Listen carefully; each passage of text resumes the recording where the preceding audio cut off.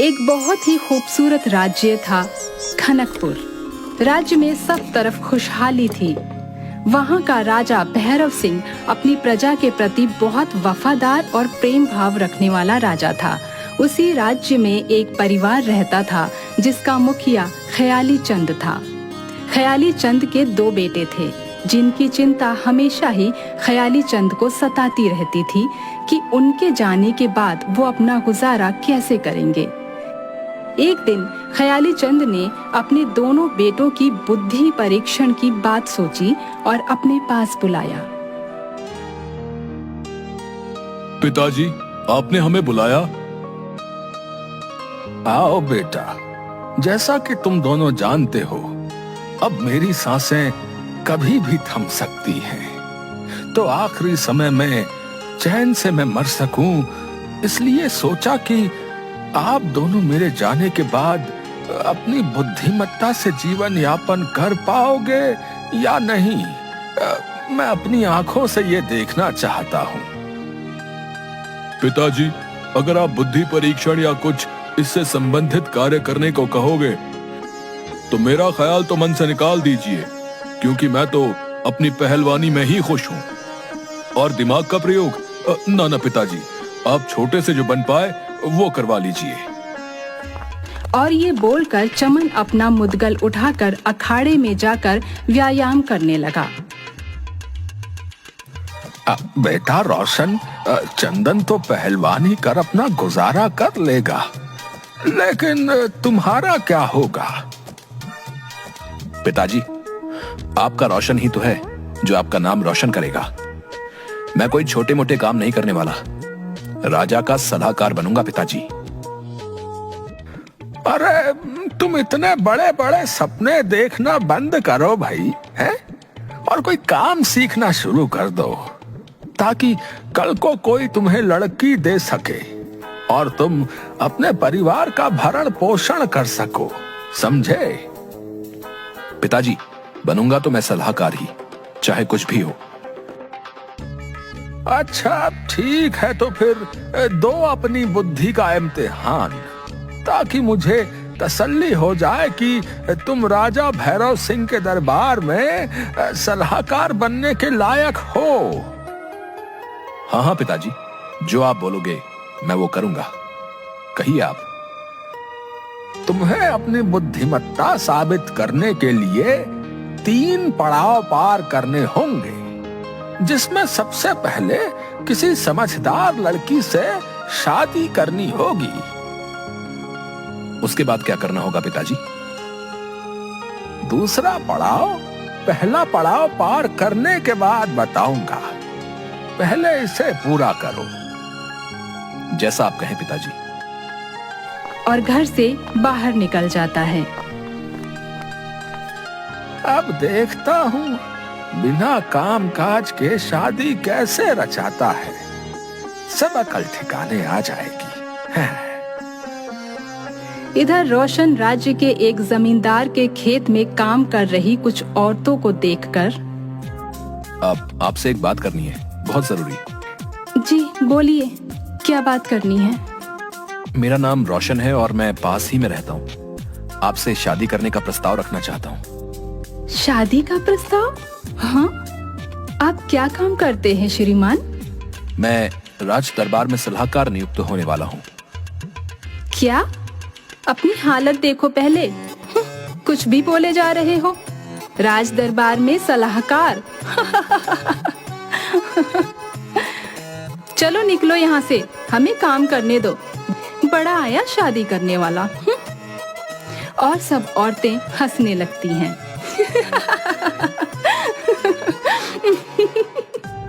हाँ हाँ जा रहा हूँ, देखना सलाहकार तो बन के रहूंगा।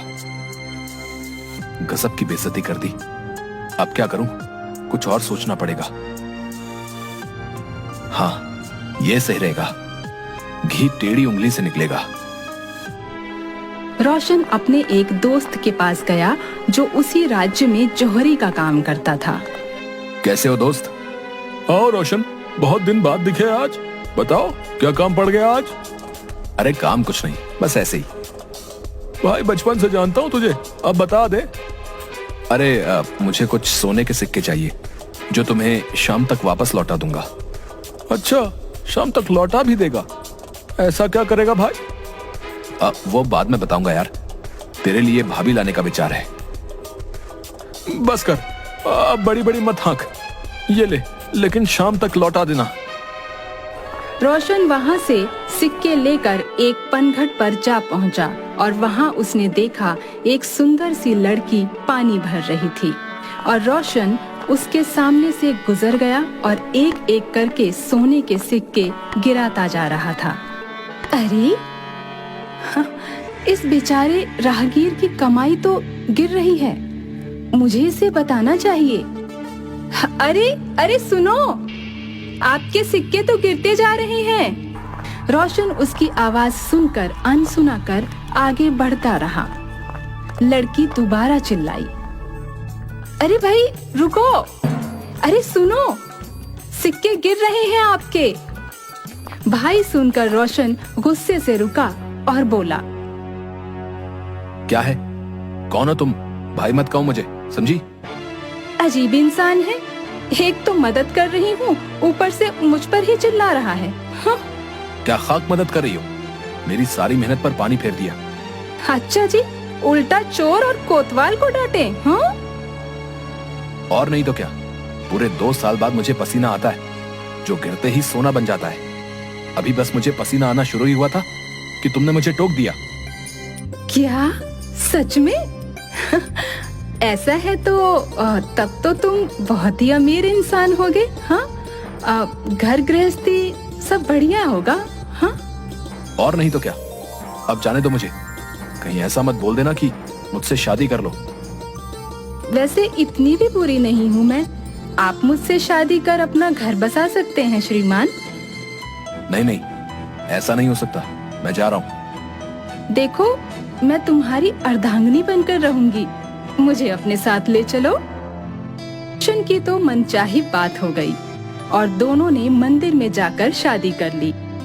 उसके बाद अपनी पत्नी को लेकर वो घर आ गया। पिताजी देखो, आपके लिए बहू लाया हूँ। अरे अब तुझे लड़की कैसे मिल गई? आप इस घर में रहते हैं? आप तो बहुत बड़े धोखेबाज हो। आपने मुझसे कहा कि आप तो बहुत अमीर हो, सब कुछ है आपके पास। अरे भाग्यवान, तुम देखती जाओ, बहुत जल्दी मैं राज दरबार का सलाहकार बनने वाला हूँ। हाय, मैंने तो अपने कर्म फोड़ लिए, पता नहीं कब बनोगे आप सलाहकार। पिताजी, अब मेरा अगला पड़ाव क्या है? बेटा, पहले पड़ाव में तो तुमने लड़की को बहला फुसला कर शादी कर ली और पूरा कर लिया। अब दूसरा पड़ाव ये है, कुछ दिनों से हमारे राज्य में डकैती की घटनाएं बहुत बढ़ गई हैं। तुम्हें उन डकैतों का लूटा हुआ सामान यहाँ वापस लाना है। क्या पिताजी, आप मरवाना चाहते हैं क्या मुझे? उन डकैतों से तो बड़े भैया भी पिटकर आ गए थे, मैं भला कैसे उनका सामना करूंगा? वो मैं नहीं जानता, तुम और तुम्हारा काम। रोशन पूरे राज्य में उन डकैतों के बारे में छानबीन करता है और एक दिन अंधेरे में घर वापस आते हुए शमशान घाट के पास कुछ आवाजें सुनाई दी। रोशन ने चोरी छुपे वो आवाजें सुनी। अरे उस्ताद, सबसे बढ़िया जगह है ये। लूट का सारा सामान यहाँ सुरक्षित है। दिन हो या रात, कोई नहीं भटकता यहाँ। सही कहा, भूत प्रेतों का डर तो लगा रहता है, लेकिन काम धंधा तो यहीं से चलेगा। अच्छा, तो सारे डकैत रात को यहीं रुकते हैं। अब माजरा समझ में आया। रोशन घर वापस आता है और अपनी पत्नी के साथ मिलकर कुछ सलाह करता है। अगले दिन सुबह जब ख्याली चंद मंदिर की तरफ निकल गया, तभी पीछे से रोशन की पत्नी ने रोना शुरू कर दिया और रोशन को जमीन पर लेटाकर ऊपर सफेद चद्दर डाल दी। अरे मेरे पति को क्या हो गया? अरे मेरे पति को क्या हो गया? अरे कोई इनका संस्कार करवा दो। मैं तो बर्बाद हो गई। उसकी आवाज सुन आसपास पड़ोस के सब लोग इकट्ठा हो गए और अरे अचानक से रोशन को क्या हो गया? बहुत बुरा हुआ भाई, अभी अभी तो शादी करके आया था बेचारा रोशन। अरे भाइयों, जल्दी से ले चलो, सूरज ढलने से पहले संस्कार कर देना चाहिए। कुछ लोग अर्थी को उठाकर शमशान घाट पर पहुंचते हैं। तभी रोशन की पत्नी कहती है, मेरे पति मरने से पहले बोल कर गए थे कि जो मेरा संस्कार करेगा उसका सत्यानाश होगा। क्या ये क्या बद्दुआ दे गया वो? चलो भाइयों, हम लोग नहीं कर सकते इसका संस्कार, अजीब इंसान था। और सब लोग उसकी अर्थी को शमशान घाट पर छोड़कर भाग गए। उनके जाने के बाद उसकी पत्नी एक पेड़ पर जा चढ़ी। अंधेरा होने पर 5 डकैत वहां पर आए और शमशान घाट पर अर्थी देखकर, अरे ये क्या बला है, इस अर्थी का संस्कार क्यों नहीं किया किसी ने? उस्ताद पता नहीं, कोई अभागा लगता है जिसको अग्नि भी नसीब नहीं हुई। चलो फिर इसका संस्कार तुम लोग कर दो, जो सामान चाहिए लेकर आओ। उनमें से 2 डकैत जाकर सामान लेकर आते हैं और जैसे ही 5 डकैत उस अर्थी के पास आते हैं, पेड़ के ऊपर से आवाज आती है, जितने आपने कहा था पूरे उतने ही हैं।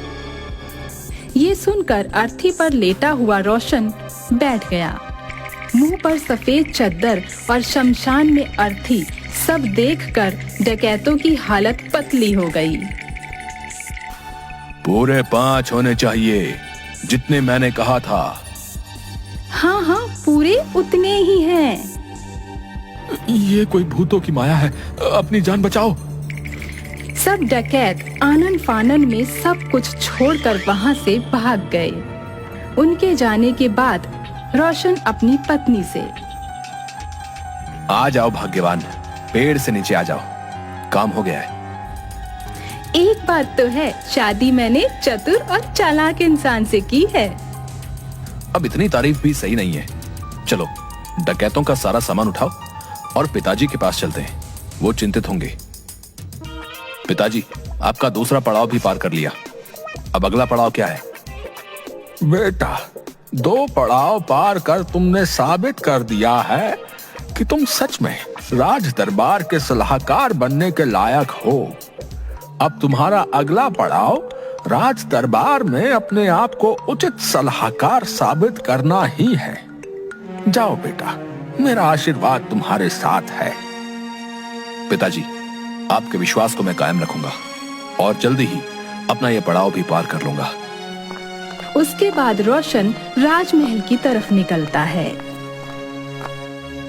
महामंत्री जी, आज पूरे 2 माह बीत चुके हैं, लेकिन अभी तक कोई ऐसा समझदार व्यक्ति नहीं मिला जो हमारे राज दरबार में मुख्य सलाहकार के पद को संभाल सके।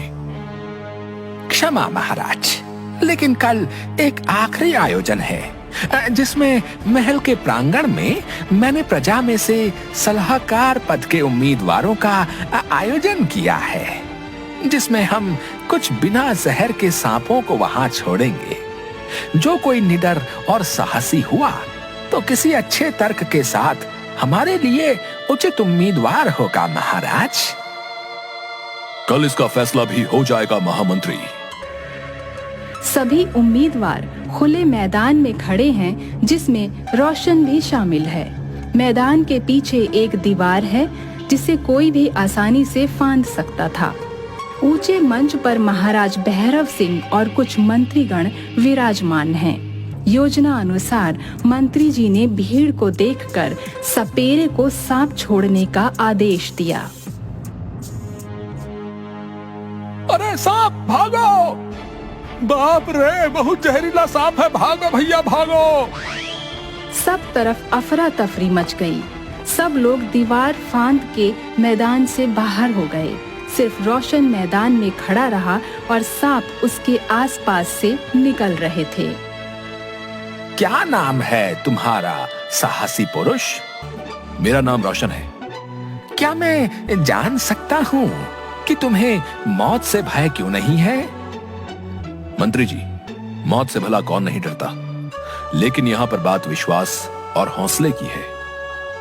हम बचपन से महाराज की छत्र छाया में पले हैं और एक पल में ये कैसे सोच लें कि वो हमारी जान बिना किसी वजह के ले सकते हैं। मेरा अपने राजा के प्रति अटूट विश्वास यहां खड़े रहने की वजह है।